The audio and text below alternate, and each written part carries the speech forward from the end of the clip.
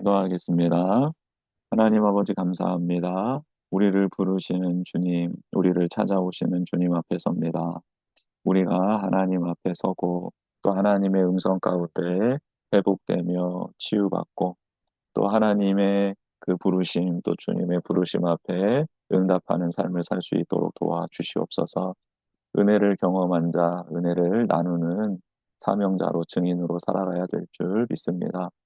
오늘 한 영혼을 너무 소중히 여기며 그 가치가 얼마나 귀한지를 알려주시는 주님, 그리고 그 주님을 만난 자가 회복되어 그 주님을 증거하는 자로 서게 되는 놀라운 은혜를 경험하게 되는데, 하나님 그 말씀 속에서 우리의 모습을 또 발견하고 또 주님의 뜻을 깨닫고 그 뜻 가운데 살아가는 저희 모두가 될 수 있도록 도와주시옵소서. 하나님께서 사랑하는 귀한 자녀들을 부르시고 그 부르심에 합한 능력과 은혜를 베풀어 주실 줄 믿사오니 그런 놀라운 은혜가 임하는 성경 공부 시간이 될 수 있도록 도와주시옵소서.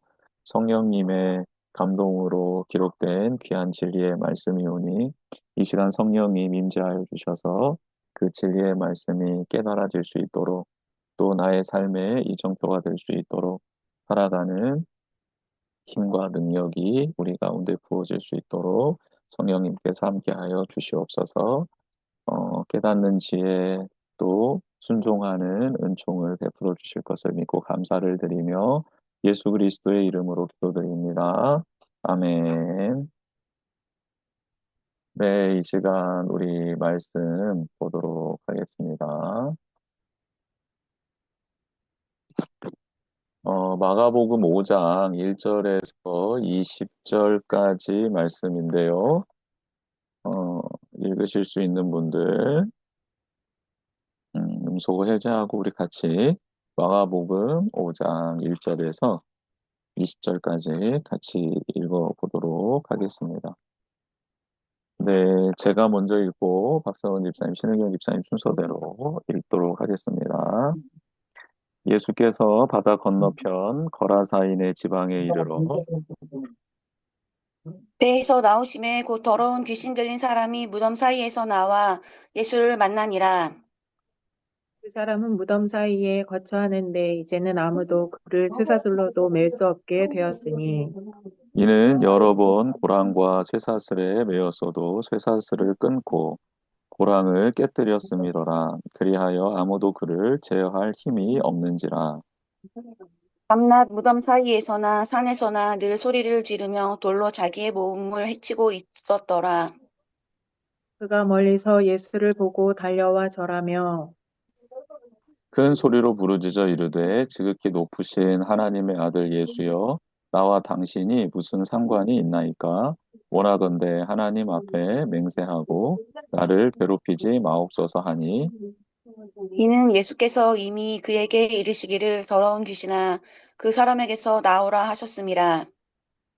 이에 물으시되 내 이름이 무엇이냐 이르되 내 이름은 군대니 우리가 많음이니이다 하고 자기를 그 지방에서 내보내지 마시기를 강구하더니 마침 거기 돼지의 큰 떼가 산 곁에서 먹고 있는지라.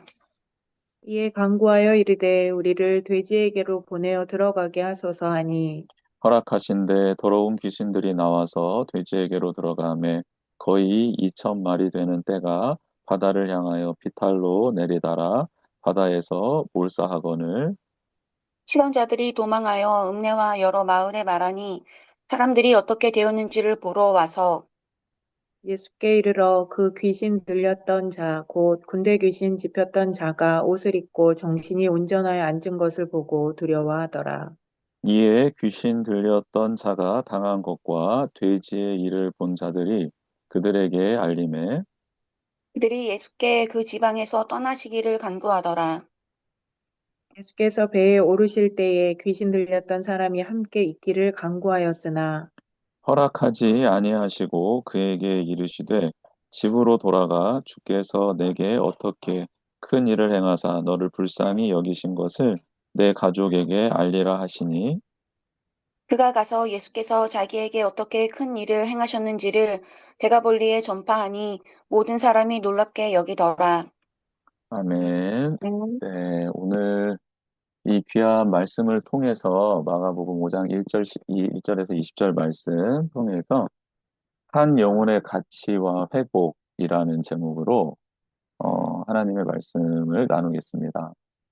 예수님의 모습을 보면서 우리는 하나님이 어떤 분이신지를 알게 되고 하나님의 나라가 어떤 나라인지를 깨닫게 되죠.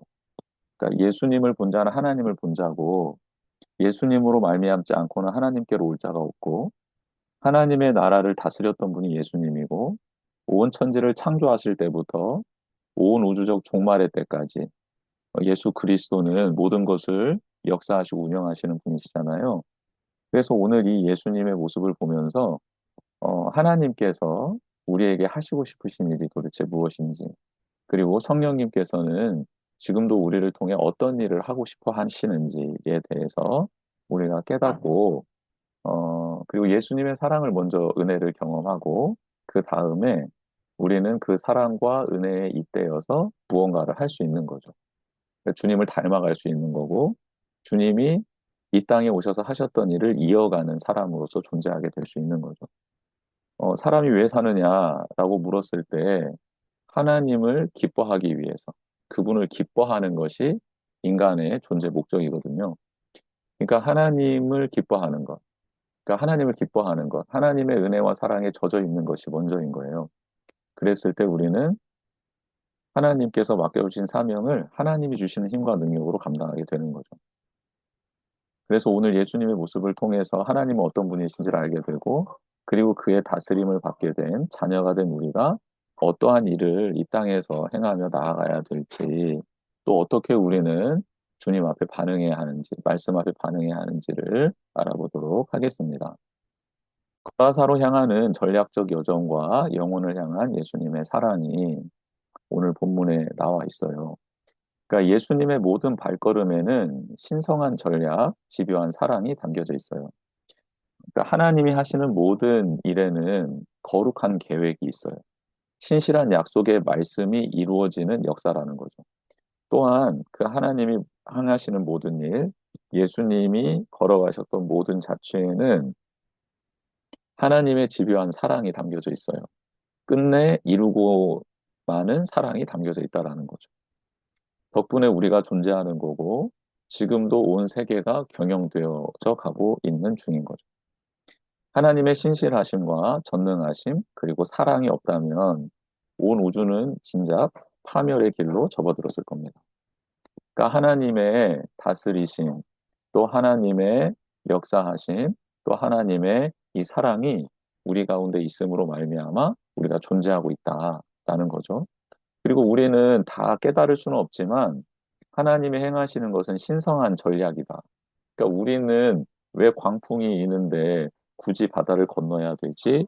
라고 생각이 들지만, 그러나 광풍이 이는 바다를 건너야 되는 이유가 있는 거죠. 예수님만이 알고 있는, 예수님만이 보여주시는 거룩한 계획이 있는 거예요. 그러니까 우리가 믿음으로 그 자리에 서야 되는 것이죠. 갈릴리 호수 서편 가버나움에서 예수님께서 이제 비유로 말씀해 주시고 또 바다도 잔잔케 하시면서 그렇게 하나님의 영광을 보여주셨잖아요.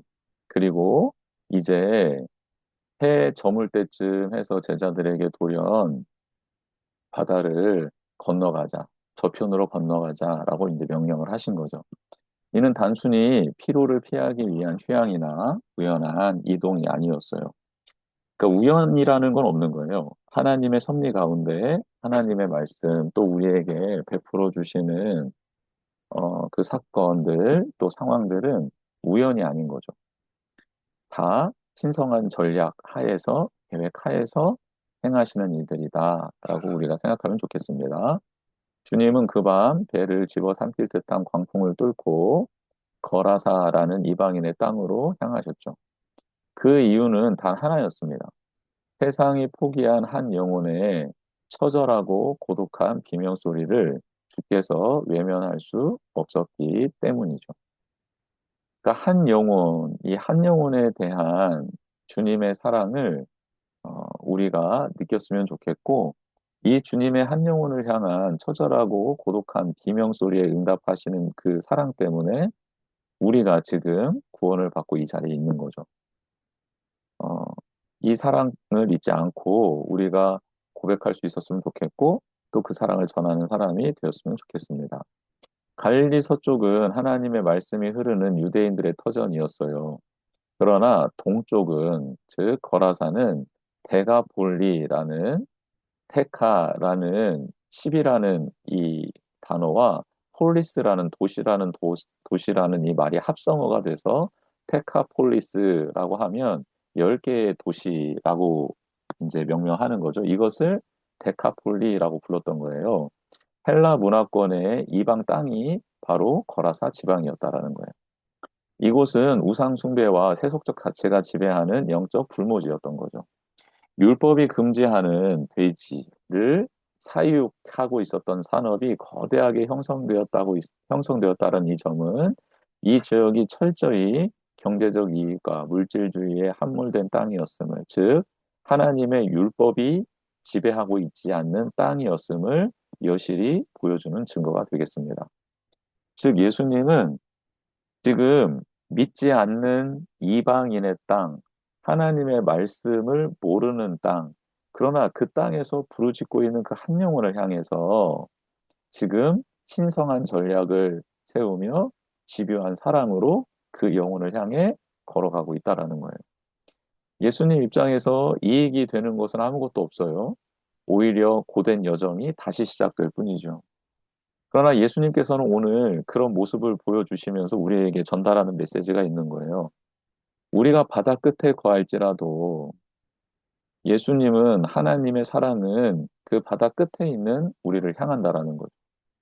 우리가 죄로 말미암아 하나님과 멀어져 바다 끝에 거할 수밖에 없는 존재일지라도 죄인 되었을 때 그에게 찾아와서 그를 돌이키게 하시며 그 자리에서 십자가에 못 박혀 생명을 내어주실 수 있는 분이 바로 예수님이다라는 것을 보여주는 거죠.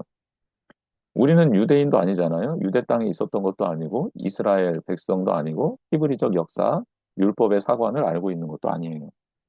그런데 이 아시아의 동방 작은 지역에 태어나서 살아가고 있는 우리에게 예수님은 복음을 든 선교사들을 보내주신 거죠.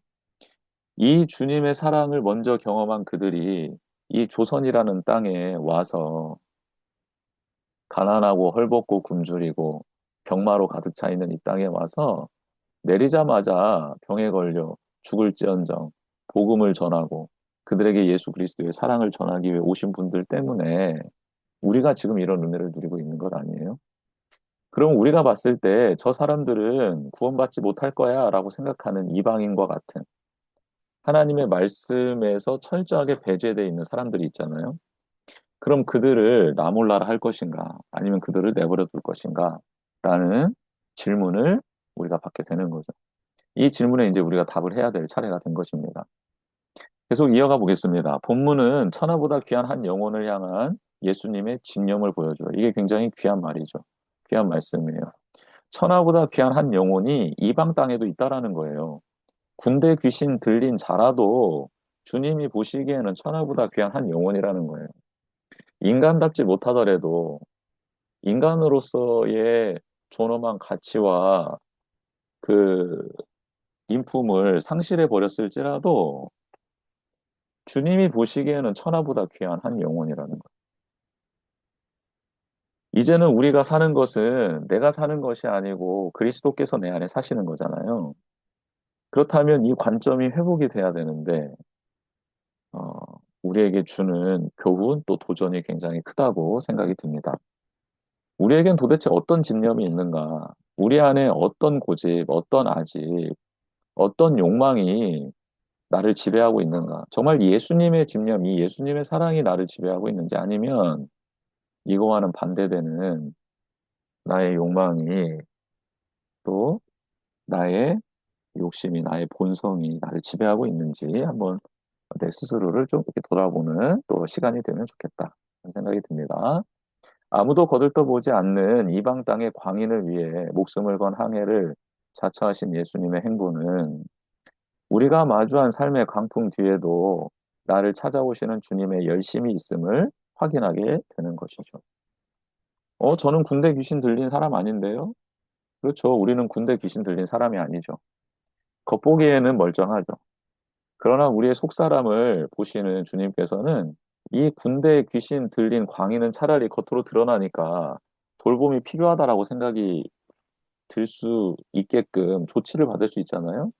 근데 겉은 멀쩡한데 속 안에 군대 귀신 들린 사람이라고 한다면 너무 비참한 거죠. 겉보기에는 온전한데 하나님 보시기에는 온전하지 않은 사람인 거잖아요. 아무튼 그런 나를 찾아오시는 주님의 열심이 있다라는 것이 오늘 우리에게는 큰 위로가 되는 것 같습니다. 이제 주님이 마주하신 처참한 현실이 오늘 우리에게 어떤 질문을 던지는지 한번 살펴보도록 하겠습니다. 오늘 본문은 전체가 본문이고 전체에 나와 있는 내용들을 몇 가지로 좀 살펴보려고 합니다. 한 가지의 주제가 나와 있잖아요. 스토리가 군대 귀신 들린 사람을 고치시다라는 내용이기 때문에 이 내용을 가지고 몇 가지 살펴보겠습니다. 첫 번째는 억눌린 자의 비참함과 영적 실체를 한번 분석해 보겠습니다. 예수님을 맞이한 것은 거라사의 환대가 아니라 무덤 사이에서 뛰쳐나온 한 사람의 처절한 광기였죠. 그 사람이 아닌 그 사람을 지배하고 있는 군대 귀신들의 광기였던 것이죠. 그는 군대 귀신에 들렸던 그 사람은 본래 데가볼리에 있다고 했잖아요. 그러니까 헬라 문화, 발전된 도시 사람, 발전된 문화를 체험하고 있었던 도시 사람이었을 가능성이 매우 매우 크죠. 한때는 가족이 있고 교육을 받았고 평범한 일상을 살았을 문명인이었다라는 거예요. 그런데 어느 날 귀신에 완전히 장악된 순간, 이걸 다른 말로 하면 하나님의 영이 아닌 이 다른 영, 악한 사탄이 지배하는 그 영에 사로잡히게 되자 그의 인간 존엄성, 즉 하나님의 형상은 처참하게 파괴되었다라는 사실입니다. 굉장히 중요한 주제인데요. 우리는 지금 누구의 영으로 충만해져 있고 누구의 영으로 존재하며 살아가고 있는가라는 거예요. 여러분, 이건 창세기로 거슬러 올라가는데요. 창세기 하나님께서 흙으로 사람을 빚으시고 난 다음에 그 사람이 생명이 살아있는 사람이 되어서 하나님과 교제하는 존재가 생명이거든요. 즉, 살아서 하나님과 교제하는 존재가 되도록 만들어 주시기 위해서 하나님이 한 게 있어요. 하신 게 있어요. 그게 뭐냐면 하나님의 호흡을 그 흙으로 빚은 사람에게 불어넣어 주신 거예요. 즉, 우리는 하나님의 영, 하나님의 호흡으로 살아가게 만들어진 사람이라는 거예요. 그런데 우리는 이 하나님의 영을 거부하는 거죠. 하나님의 호흡을 거부하는 거예요. 나는 내가 내 호흡으로 살겠습니다. 아니면 세상이 주는 호흡으로 살겠습니다. 라고 하면서 나의 호흡을 하나님이 주신 숨으로, 하나님이 주신 영, 즉, 하나님의 세계관, 하나님의 말씀, 하나님의 마음으로 채워가는 게 아니라 자꾸 하나님이 주신 것들은 밖으로 내버리고 내가 원하는 것, 세상이 요구하는 것으로 호흡하며 그 정신, 그들이 추구하는 것들을 채워넣기 시작한다는 거죠. 그 순간 우리 안에 있는 하나님의 형상은 파괴될 수밖에 없다라는 인간의 존엄함이 파괴될 수밖에 없다라는 거예요. 인간으로서 살 수 없게 된다라는 거죠. 인간의 가치가 추락하게 되는 거고 인간의 존엄함이 사라지게 된다는 거예요. 그러면 그렇게 하나님의 호흡이 아닌 악한 영의 호흡으로 살아가는 광인의 네 가지 증상 그리고 영적 파괴가 어떻게 일어났는지를 한번 살펴보면요. 첫 번째는 공동체에서 격리가 되죠. 산자의 땅이 아닌 무덤 사이에 거처하게 돼요. 생명의 관계망이 끊기고 죽음의 권세에 사로잡힌 철저한 고립 상태로 빠져들게 된다는 거죠. 하나님을 떠난 인생이 이렇게 철저한 죽음의 권세 아래에서 고립된 상태로 들어가게 된다. 우리가 부활절을 맞이했는데 부활하신 주님은 사망 권세, 무덤 안에 갇혀 계시지 않고 생명의 자리, 영광의 자리, 빛의 자리로 나오셨잖아요.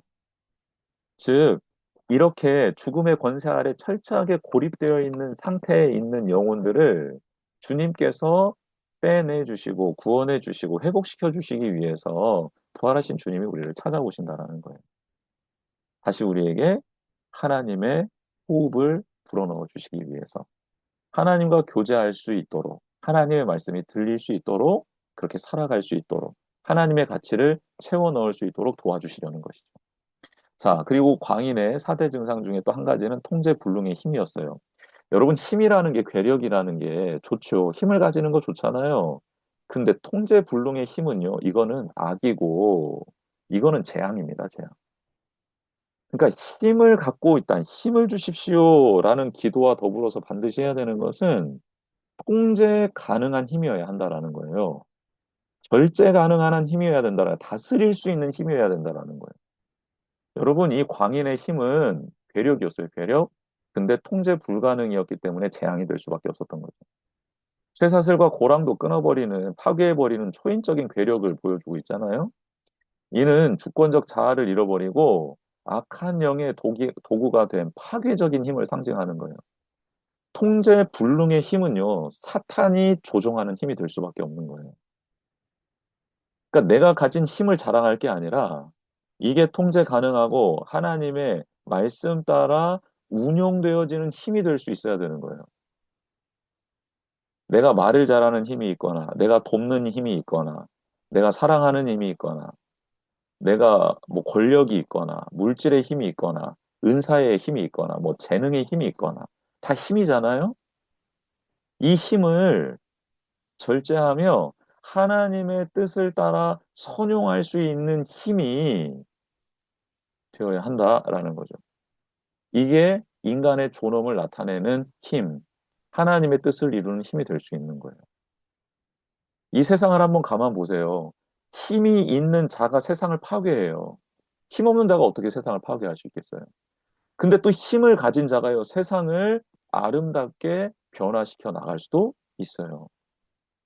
그 힘이 문제가 아닌 거예요. 그 힘을 가진 자가 도대체 어떤 자인가가 더 중요한 것이죠. 세 번째 모습은요, 자아가 파괴가 되는 거예요. 자아가 파괴가 돼요. 자학을 하게 되는 거죠. 밤낮 비명을 지르며 돌로 제 몸을 해치고 있어요. 생명을 보호해야 할 본능마저 마비가 된 상태로 스스로를 파멸로 몰아넣는 비참한 포로 상태가 되는 거예요.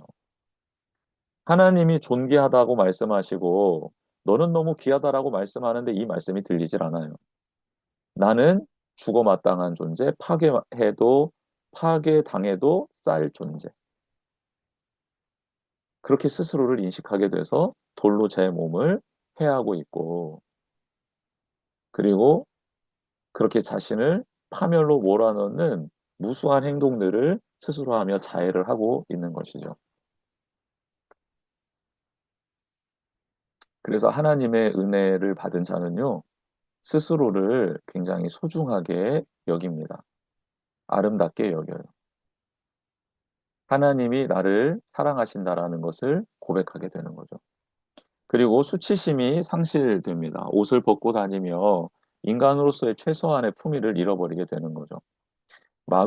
사탄은 인간을 하나님의 형상에서 짐승의 수준으로 전락시키는 것을 목표로 하기 때문입니다.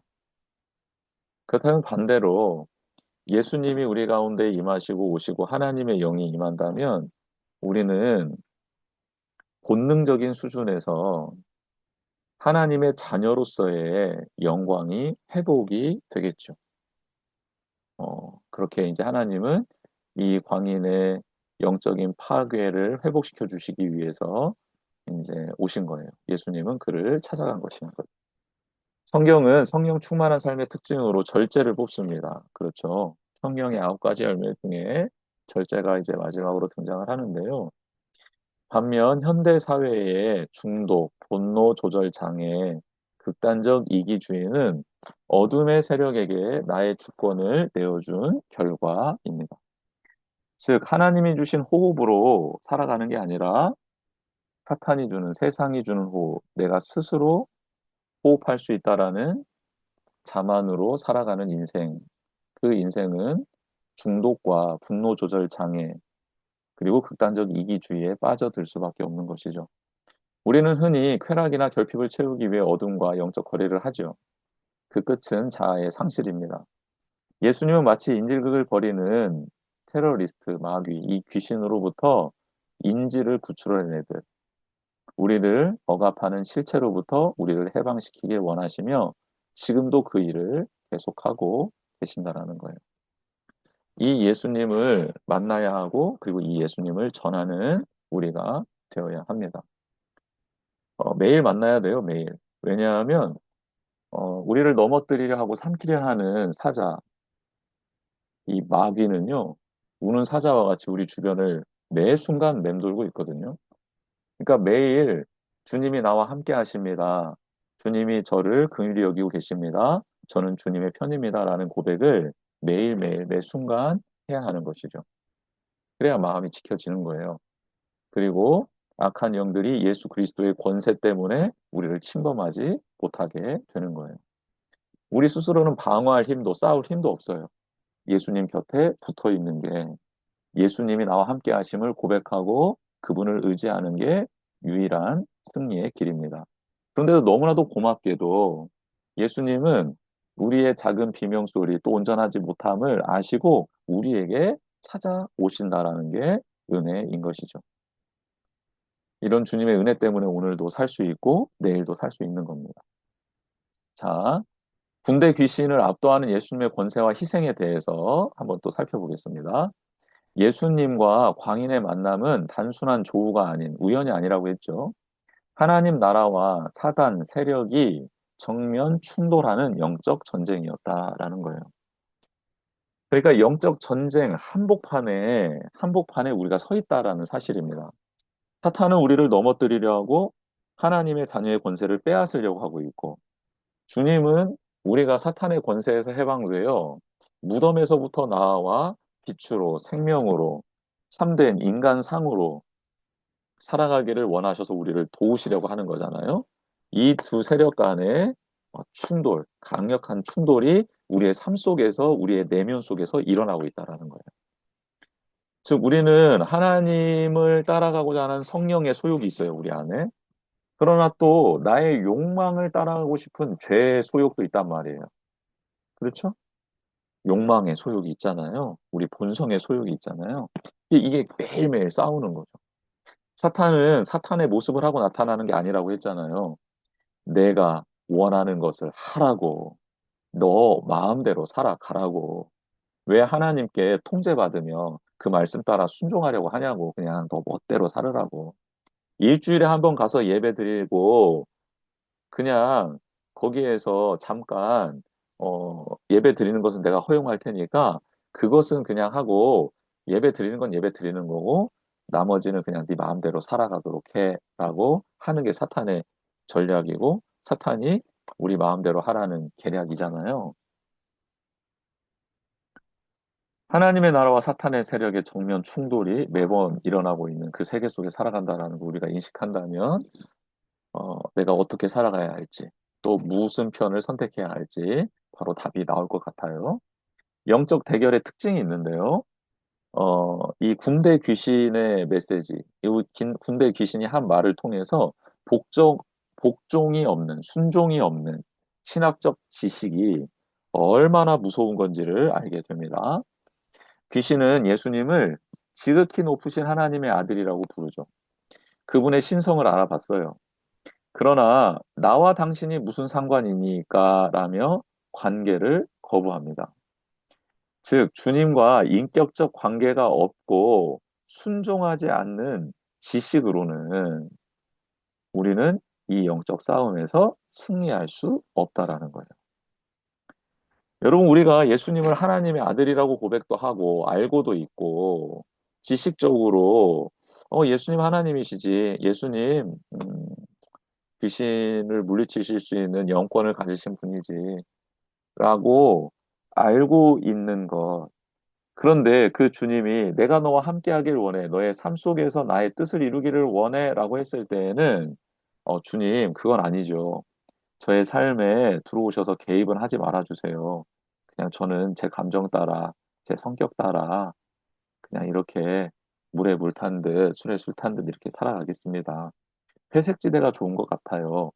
너무 튀지 않잖아요. 또 너무 튀면 튀어나온 못은 박힌다고 존재할 수 없어요. 그러니 주님, 저의 삶에는 상관하지 말아주세요. 라고 하는 주님과의 인격적인 관계가 없고 말씀에 대한 순종이 없는 그 신앙으로는 절대 승리할 수 없다라는 사실입니다. 반면 우리는 이 사실을 또 한 가지 기억해야죠. 예수님의 압도적인 권위에 대해서는 우리가 고백하고 인정하고 또 깨닫기를 원합니다. 귀신의 이름은 군대라고 해요.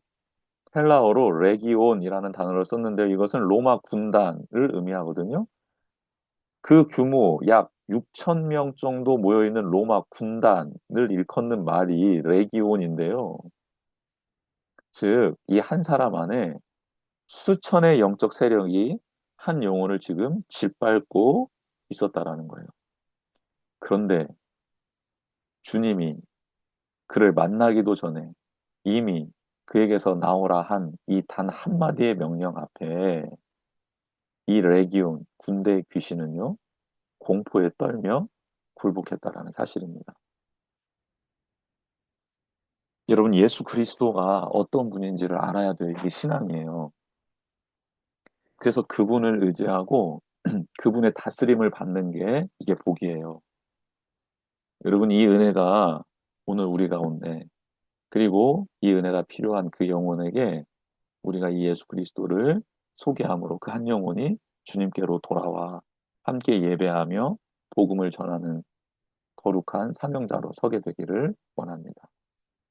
가치의 우선순위가 이제 나오게 되는 건데요. 예수님은 귀신들이 돼지떼에게 들어가는 것을 허락하셨죠. 돼지는 2,000마리, 그 2,000마리가 이제 호수에 빠지며 몰살을 당했는데요. 이것은 한 영혼의 가치가 얼마나 귀한지를 보여주시기 위한 하나님의, 예수님의 뜻이었습니다. 경제적 가치로 따지면 돼지 한 마리를 지금 현 시세로 하면 뭐 40만 원에서 60만 원 정도라고 한다는데요. 돼지 한 마리를 40만 원으로 계산했을 때 약 8억 원 이상의 엄청난 손실을 입게 되는 거예요. 근데 영적 가치로 따지면 세상은 8억 원이라는 자산에 주목을 하지만 예수님은 천하보다 귀한 한 영혼의 회복을 위해 그 어떤 경제적 대가 지불도 주저하지 않는다라는 것을 보여주는 거예요. 근데 여러분, 이게 십자가에서 증명이 된 거예요. 하나님을 떠나고 하나님을 부인하고 저주하고 하나님 말씀대로 살지 않고 예수님 못 알아보고 저주하고 침뱉고 때리고 죽이기까지 한 사람, 그런 사람 그 한 영혼을 위해서 예수님은 당신의 생명을 내어 주신 거잖아요. 스스로 존재하시는 분, 죄가 없으신 분, 완전한 선이신 분, 온 우주 만물보다 크신 분이 자신의 생명을 내어 주시는 거예요. 죄인 중에 괴수, 영원한 꺼지지 않는 불에서 벌을 받아야 될 그 존재를 위해 대가 지불을 하신 거죠.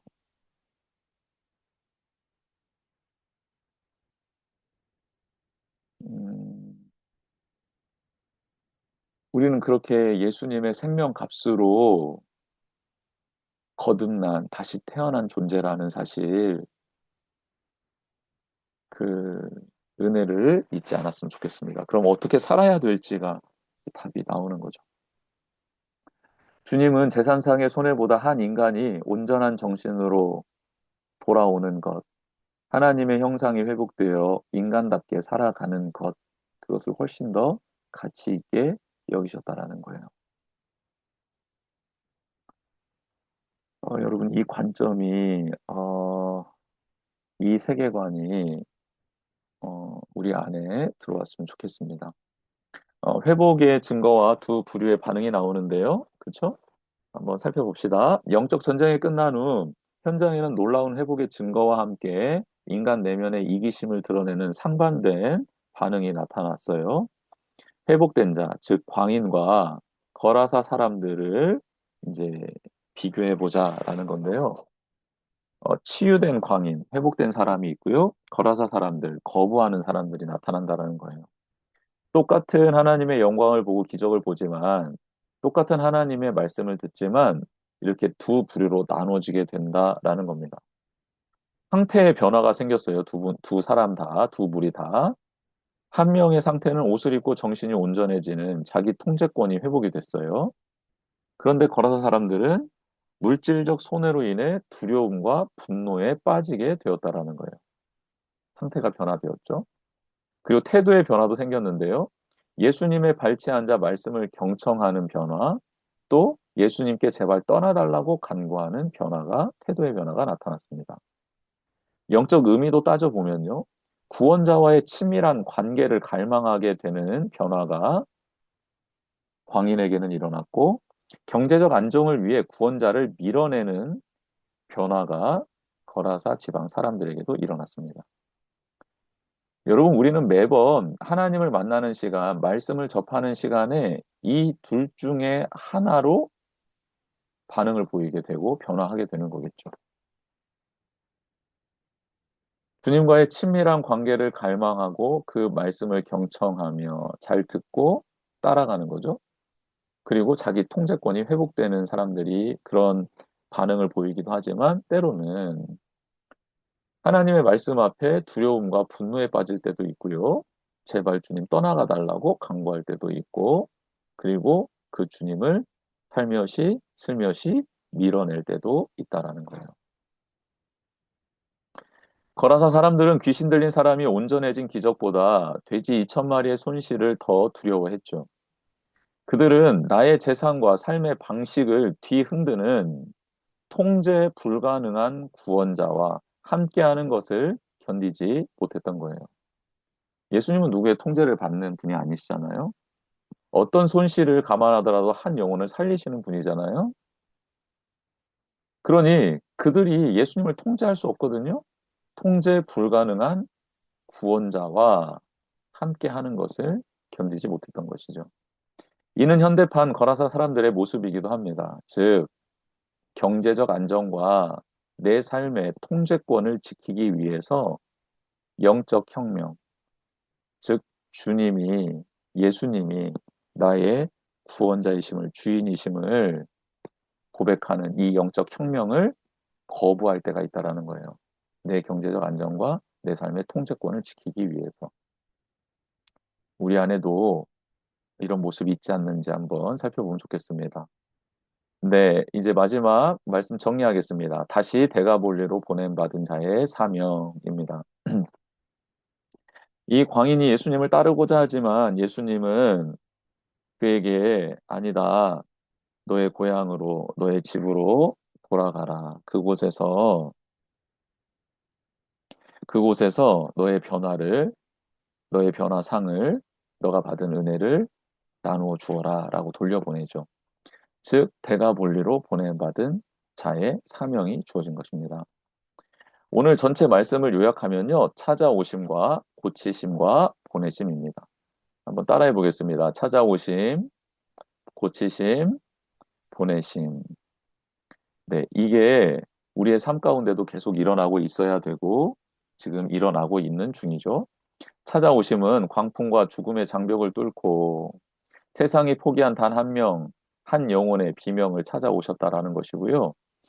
짐승의 수준으로 전락한 인간을 하나님의 형상으로 회복시키고 평강을 주셨다라는 게 고치심의 내용이고, 회복한 자를 그의 삶의 터전인 데가볼리 10개의 도시로 다시 파송하셨다라는 것. 어, 이게 놀라운 거죠. 성경 전체를 관통하는 게 그거잖아요. 하나님 우리를 사랑하신다. 그럼 우리가 하나님을 떠났다. 하나님은 그런 우리를 다시 사랑하셔서 구원해 주셨다. 구원받은 우리로 하나님의 뜻을 이루게 보내주셨다. 이게 성경 전체를 요약하는 한 문장일 수 있는데 그 내용이 오늘 본문에도 고스란히 담겨져 있어요. 치유된 자는 예수님을 따라가길 원했지만 예수님은 거절했어요. 대신 가족과 친구들에게 돌아가 주님께서 베푸신 자비를 알리라고 명령하셨죠. 이는 그가 가장 수치스러운 모습으로 방치되었던 과거의 관계 속으로 돌아가라는 뜻이에요. 나를 비정상인으로 보았던 사람들에게 변화된 인격으로 하나님의 자비를 증명하는 것. 그것이 바로 예수님이 떠나신 자리에 남겨진 살아있는 증인의 사명이라는 거예요. 여러분, 이 사람에게는 어, 참으로 아픈 고향이죠. 쫓겨났던 고향이고 손가락질을 받았던 고향이고 자신을 경멸하고 격리시켰던 사람들이었잖아요. 근데 그들 속으로 다시 돌아가라는 거 정말 어려운 겁니다, 이거. 정말 어려운 거예요. 정말 은혜가 충만하고 받은 사랑이 크지 않으면요. 이렇게 못 가죠. 차라리 주님 따라다니는 게 낫죠. 근데 그곳에 가서 그들을 다시 끌어안으며 하나님의 자비를 증명하라는 것. 굉장히 어려운 부분이죠. 자, 그러면 적용 질문은 이것입니다. 내 삶에서 예수님의 통치를 거부하게 만드는 돼지 2천 마리, 경제적인 이익, 기득권, 나의 욕망, 나의 고집 등등, 그것은 무엇입니까? 또 두 번째는요, 나는 나의 가장 부끄러운 과거를 알고 있는 나의 대가볼리, 가족들, 친구들, 동료로 돌아가 주의 자비를 전할 준비가 되어 있습니까? 가족 전도가 어려운 이유가 이런 부분이죠. 나의 모든 걸 다 알고 있는데 주님을 전하려니 얼마나 힘들어요. 그렇죠? 동료들도 마찬가지, 친구들도 마찬가지. 참 어려운 거죠. 음. 그런데 우리 안에 은혜가 더 크고 그 사랑이 더 커서 그 모든 것을 압도하게 될 때는 이 일이 가능하게 되는 거죠. 여러분은 더 이상 어둠의 인질이 아닙니다. 예수 그리스도께서 엄청난 대가를 지불하고 되찾으신 존귀한 하나님의 자녀입니다. 이제는 주저하지 말고 여러분의 삶의 자리로 돌아가십시오. 여러분의 변화된 삶 자체가 가장 강력한 복음의 증거입니다. 거라사를 변화시킨 예수님의 승리가 우리의 일상에서도 드러나게 될 줄 믿습니다. 아멘. 이 시간 우리 같이 기도하는 시간을 갖도록 하겠습니다.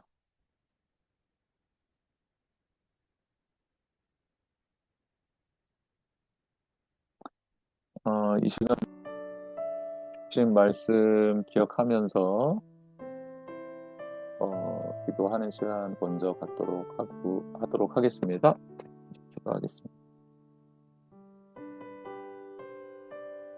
하나님 아버지 감사합니다. 오늘 주신 말씀을 기억합니다. 예수님께서 한 영혼을 사랑하는 마음으로 찾아오셔서 그의 부르짖음에 응답해 주시고 그 주님의 놀라운 권위와 권세를 가지고 군대 귀신 들린 자를 자유케 하시며 해방시켜 주시고 온전케 해주셨습니다. 그 한 영혼의 가치가 얼마나 크고 위대한지를 보여주시면서 물질관에 사로잡혀 있고 자기의 삶을 스스로 통제하려는 사람들에게 거룩하고 강력한 메시지를 던져주셨습니다. 예수님은 죄인 중에 괴수인 나 한 사람을 구원하기 위하여 하늘 보좌를 버리고 이 땅에 오셨고 이 세상에서 가장 존귀한 생명, 그 생명의 가치이신 예수님은 스스로 그 생명을 우리에게 내어주셨습니다. 정말 그런 사랑을 받을 가치가 없고 그런 사랑을 받을 이유가 없는 우리에게 예수님은 그 모든 것, 예수님의 전부를 내어주셨습니다. 그렇게 내가 소중하다고, 그렇게 내가 가치 있다고, 그렇게 내가 너를 회복시키기를 원한다는 강력한 메시지를 보내주셨고 그리고 죽음의 권세에서 다시 살아나신 부활하신 주님은 그렇게 절망 중에 흑암 중에 있는 우리들을 찾아오셔서 손을 내밀어 주시고 끌어안아 주셨습니다. 주님, 우리가 이제 그런 존재가 되었기에 이제는 마땅히 주님을 증거하고 주님의 사랑과 자비를 전하는 사람으로 살아가야 되겠습니다. 그 은혜가 사랑이 넘쳐 흘러서 가족들에게, 동료들에게, 이웃들에게, 그런 나의 친구들에게 그 주님을 증거할 수 있는 주님께로 돌아와 그들도 동일한 은혜를 경험하고 내면이 하나님의 형상이 회복되어지는 은혜를 누릴 수 있도록 도와주시옵소서. 아멘. 이 시간 한 번 더 기도하겠습니다. 교회와 가정과 나라를 위해서 한 번 더 기도할게요. 그리고 세계 정세가 위태로운 가운데 있는데 회복을 위해서도 전쟁이 그치고 세계의 평화가 임할 수 있도록 힘을 가진 자들이 힘을 통제하는 지혜로움이 하나님의 호흡이 회복될 수 있도록 기도해 주셨으면 좋겠습니다. 교회와 가정과 나라를 위해서 한 번 더 기도하겠습니다. 하나님 아버지 감사합니다. 이 시간 교회를 위해 기도합니다. 하나님 우리 교회가 하나님의 은혜 가운데 하나님이 찾아오시고 베풀어 주신 사랑과 자비 가운데 하나님 세워져 가고 있습니다. 하나님 그 은혜와 사랑을 그 자비를 넉넉하게 저희들이 채움받고 또 부음받고 또 가득 찬 그 사랑과 은혜를 증거하는 또 전달하는 흘려보내는 교회가 될 수 있도록 교회 우리 성도님들이 될 수 있도록 도와주십시오. 우리의 가정들 주님께 올려드립니다. 하나님 영적으로 회복되며 가정 예배가 기도가 회복되게 하시고 영적 권위가 있게 하시고 하나님의 다스림을 받게 해주셔서 관계가 건강히 또 영적인 상황이 또 경제적인 상황들이 또 회복되어지며 하나님께서 주신 은혜를 나누는 거룩한 가정이 될 수 있도록 흘려보내는 가정이 될 수 있도록 도와주십시오. 이 나라가 정치, 경제, 사회, 문화, 교육의 국방의 여론, 스포츠, 연예서 모든 분야에 있어서 하나님의 은혜, 하나님의 사람들이 있어서 하나님의 뜻을 이루어드리기를 원합니다. 위태로운 경제 상황이 있습니다. 하나님께서 긍휼히 여겨 주시옵시고 이 나라 경제가 하나님 또 세계와 연동되어 있는데 세계에서 일어나는 전쟁으로 인해서 힘을 가진 자들의 포악함과 어리석음 또 자기 욕망과 욕심 때문에 벌어지는 이 일들의 그 근원 뿌리를 하나님께서 제거해 주시고 다시 평화의 시대 또 더불어 살아가는 시대가 될 수 있도록 주님 도와주시옵소서. 하나님 아버지 감사합니다. 하나님께서 우리를 통해 일하시고자 하시는 일들이 있습니다. 특별히 우리를 너무너무 사랑하시는데 그 사랑, 그 은혜를 깨달아 알 수 있도록 도와주시고 그리고 그 사랑과 은혜를 증가하며 전하는 저희 모두가 될 수 있도록 도와주시옵소서. 우리 교회 교인 성도님들을 붙드시고 또 우리의 가정, 또 우리 나라를 또 세계를 긍휼히 여겨 주셔서 하나님의 공의와 정의와 사랑과 긍휼이 넘쳐날 수 있도록 인도해 주시고 특별히 세워주신 지도자들을 긍휼히 여겨 주셔서 그의 마음과 생각을 주장하여 주시고 주신 권한, 힘을 절제하며 통제하며 그렇게 선한 방향으로 사용할 수 있는 또 지도자들이 다 될 수 있도록 도와주시옵소서. 모든 영광을 하나님께 올려드리며 예수 그리스도의 이름으로 축복하며 기도드립니다. 아멘.